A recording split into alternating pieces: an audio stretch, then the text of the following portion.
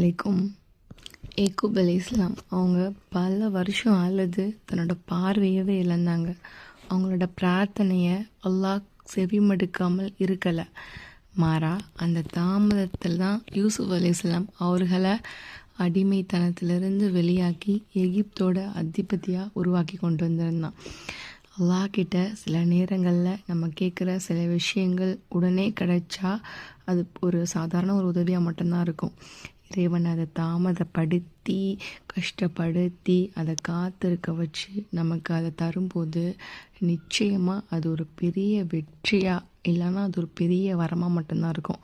நம்மளோட தேவையை இறைவன் தாமதப்படுத்துகிறான் அப்படின்னா அது நமக்கு மிக அழகாக கிடைக்கணும் அப்படின்னு அவன் ஆடுறான்.